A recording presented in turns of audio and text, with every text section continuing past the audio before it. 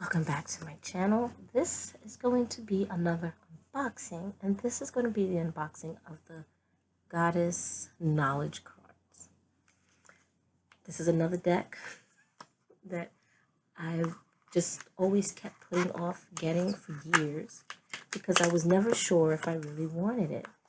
But I do. I saw it again, and I really do want this. I really wanted this deck, so I ordered it quick the other day. Plus, there's an animal one that this creator has as well. The paintings are by Susan Sidon Boulay, I'm gonna say, and the texts are by Michael Babcock.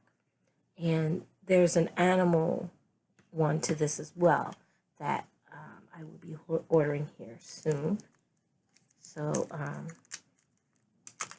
let's just get the shrink wrap off and we'll just dive right in. Oh, these cards are stuck. You hear that? Wow, right? Ooh. Now, these cards are pretty glossy, so I'm going to say that's probably what the issue was. Now, this is a very small deck. Now, again, this isn't, this would be more of an oracle deck. This is not a tarot deck. And these cards are small. I just did the Guild Tarot, which are in this box. So as you can see, just even though it's, in the box, it's about the size of the card. So, and the Guild Tarot, I think, is pretty small by comparison to, oops, sorry, I'm on my laptop. By comparison to the Rider-Waite. So it's wider, but it's a shorter deck. So real quick, let's pull out a card from the Guild Tarot. And we'll pull out a Rider-Waite by comparison, just so you can see what I mean. And then we will pull out one of the Goddess Knowledge cards by comparison. So we can see there the difference in the cards. The Guild Tarot is shorter but wider than the Rider-Waite. And then you have the Goddess Knowledge card, which are shorter and wider still. Not by a lot, though. But let's see if we can do it this way. So you can see. It's hard to see that way, huh? It's harder to see that way. Maybe do the by the backs. So you can see it's still a little wider, but it's definitely shorter than the Guild Tarot. So there's that comparison there. Okay, let me just put all these back.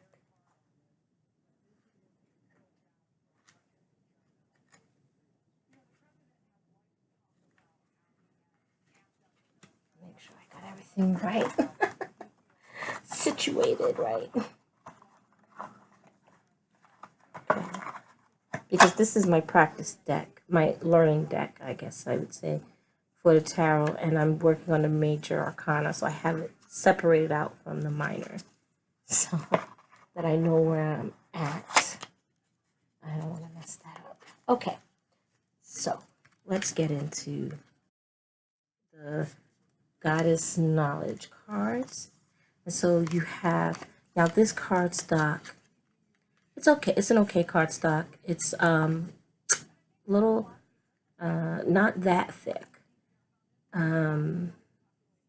It's glossy on the picture side, and it's not so glossy on the back with the information.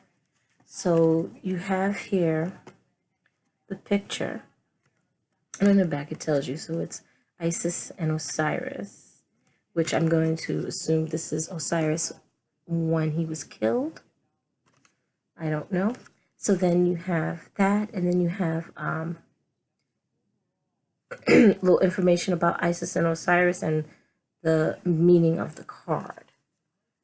So I like that. I like that. It gives you like a little background. And then the meaning of the card. So here we have Aphrodite, or however you want to hold it, like this. It's like that because she'll be laying down. So it's perspective, you know what I mean? So some will be like this, and then some will be up like that. All right. And then we have Artemis. And I really like this artwork. Vast. I don't know how I feel about different borders. Like, I feel if you have borderless, they should all be borderless. You know, I could be just, you know, changing woman. So you have these goddesses from different cultures. Obviously, we've had Egyptian, we've had Greek, we've got Native American, Diana, so we have Roman, Eve.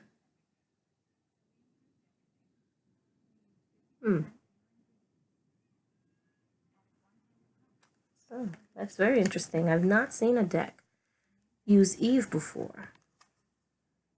Not that I have, like, you know, I've cornered the market on Oracle decks and stuff like that. So if there are decks out there, I have not seen them. So let's put it like that. We have Gaia,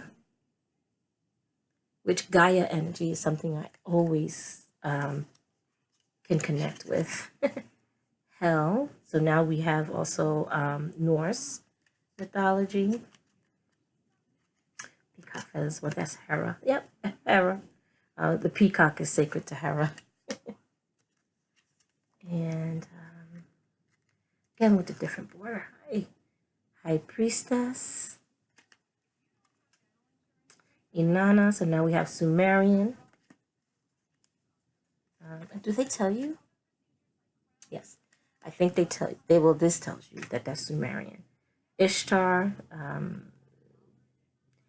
Ishtar, if I'm not mistaken, and Inanna are very similar, much like, is it Diana and Artemis? I think Diana is the Roman equivalent to Artemis.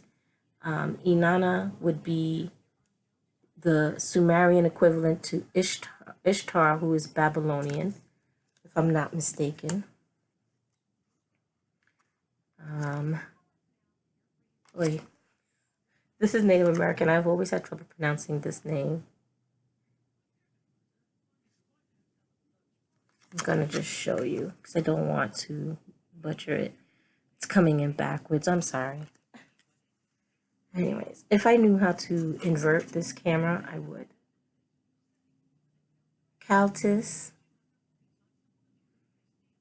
Oh, it's a Siberian goddess. Very nice. Not familiar with very many African deities. Not very many Middle Eastern deities per se. So, Lady of the Lake. So we now have, I guess it should be like that. Arthurian legend. Lilith. Lilith, you see more, I think, in the Hebrew Bible, the Torah, I think. Lilith was supposedly Adam's first wife. We have Mary, which Mary is another one that I've always connected with. Looks like she's holding Jesus there. The Mary figure is very much connected with Isis as well. Maybe I'll do a video on like the comparisons of Isis and Horus and Mary and Jesus. I think that would be an interesting video. This is Medusa. Really?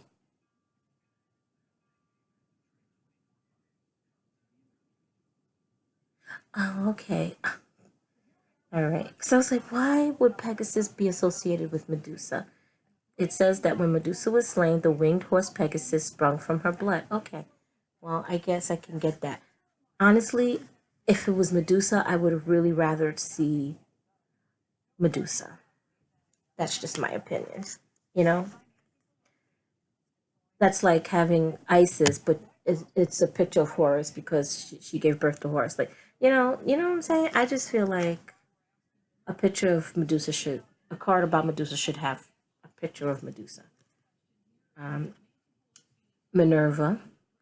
I believe Minerva is the Roman equivalent to Athena, the Greek goddess Athena. Yes, it says so here.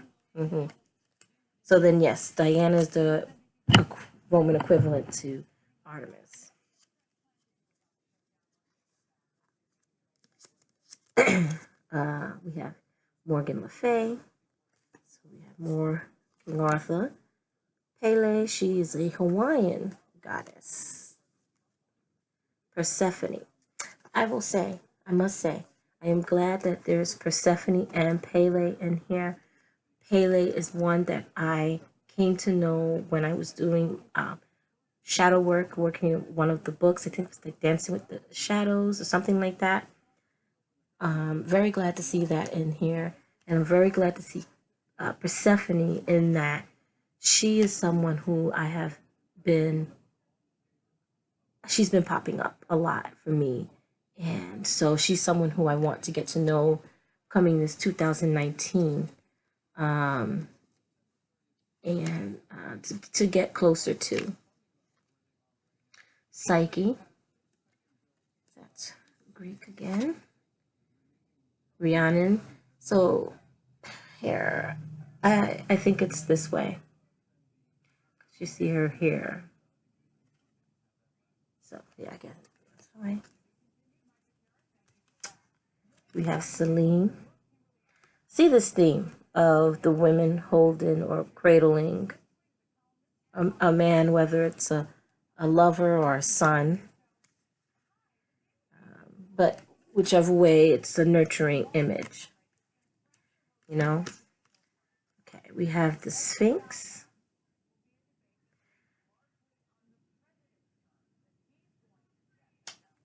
I didn't know the Sphinx was a goddess. Themis.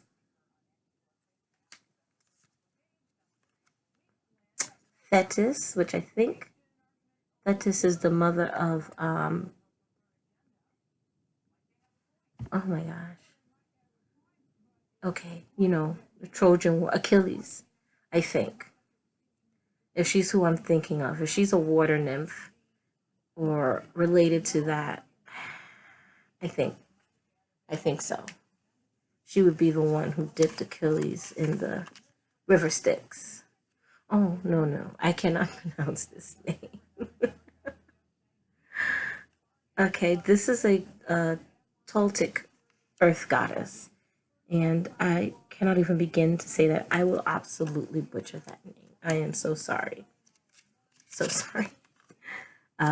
We have here the triple goddess. Valkyrie.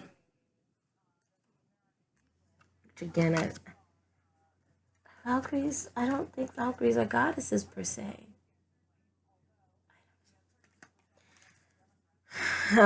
Venus.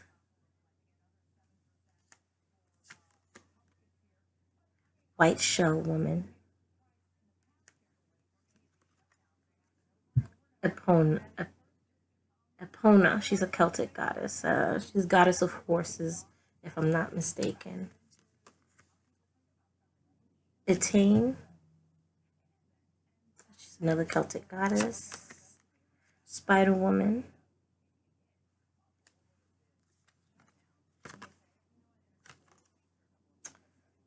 Flora.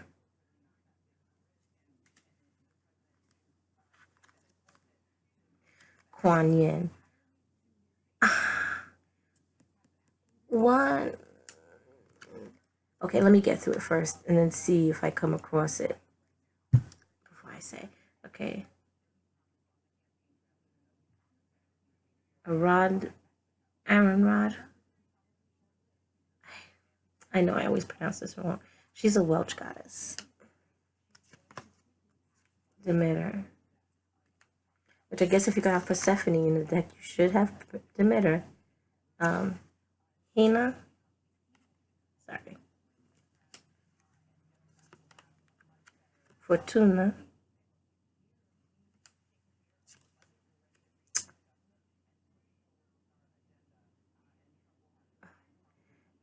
Amph Amphitrite.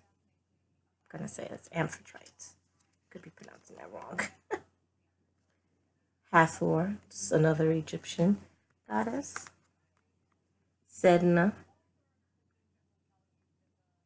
she's a Eskimo. She's an Eskimo goddess. Eagle woman and Athena. Okay, so right off the bat, I'm gonna say what I like and what I don't like about this deck. I love the artwork. I love the artwork for this deck. The cards are beautiful. I think this cardstock is a pretty decent cardstock that will hold up over time. I love the information you get on the back of the cards. And however, and I guess it's more pet peeves. Let me see here. Okay.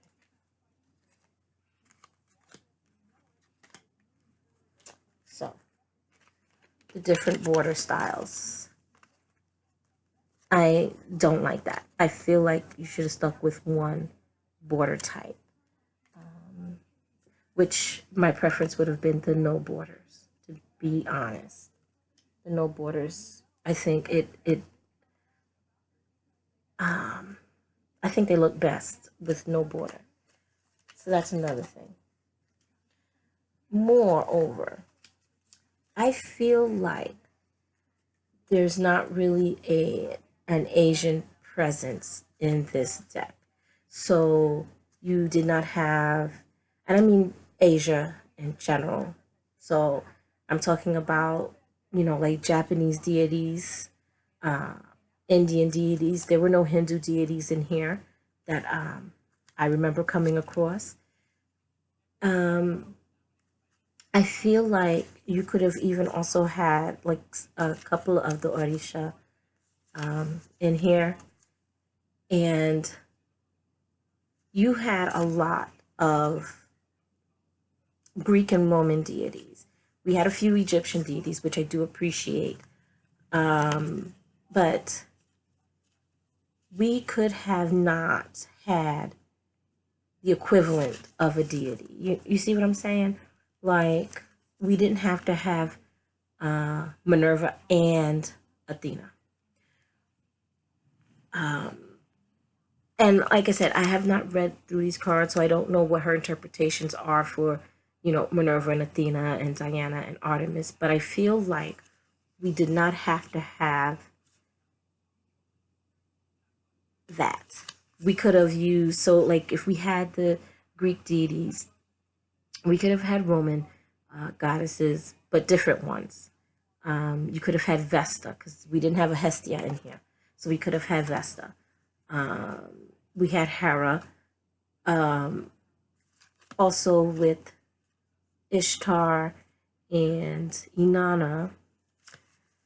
I am really not familiar with the Sumerian and Babylonian pantheons to know how many goddesses there are in there.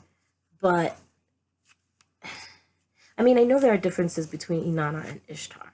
So I just feel like either we could have had more cards then, or if it was a matter of we wanted a certain number of cards for the deck, could we not have replaced some of those repeat, I'm going to say like repeat deities with other ones?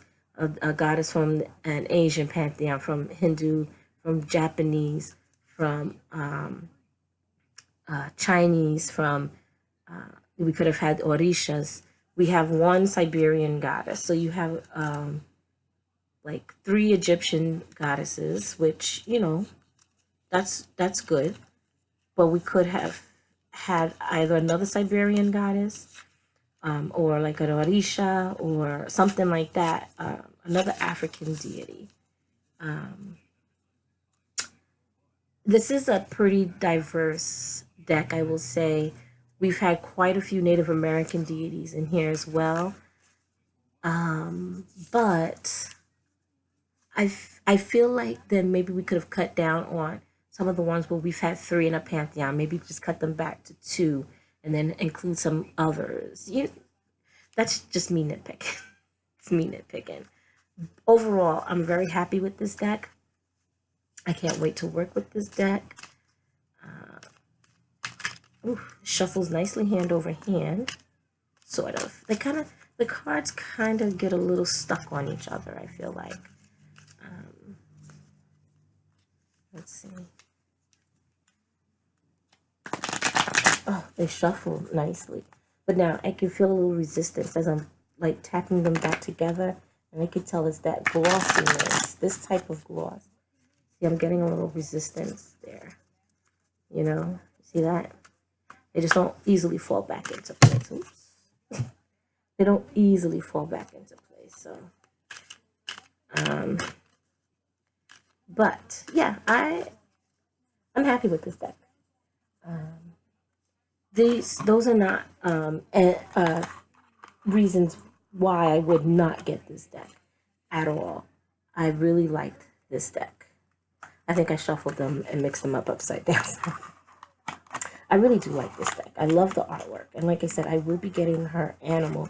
I don't remember if it's called Animal Spirit or what, but I will be getting that one too. I have to read the back of the cards to see exactly how they're explaining them so that I can better say that I'm happy with the descriptions per se. I do like that they give you information on where these goddesses are from, what they're the goddess of, so on and so forth. It says 48 goddesses from Greek, Roman, Celtic, Native American, Egyptian, Middle Eastern, and Scandinavian mythologies, among others, are gathered in this deck of knowledge cards to enhance our understanding of the role of the feminine deity from ancient history to present day. In learning about goddesses from different cultures, we can recognize these archetypes as part of ourselves, allowing us a clearer vision of our strengths and weaknesses and giving us a common thread, a link to the collective unconscious. Like I said, it is a pretty diverse deck. Do not get me wrong. I just would have liked to just see a little bit more other deities included as well. That's just what I'm saying. That's what I'm saying. All right, so thank you for watching.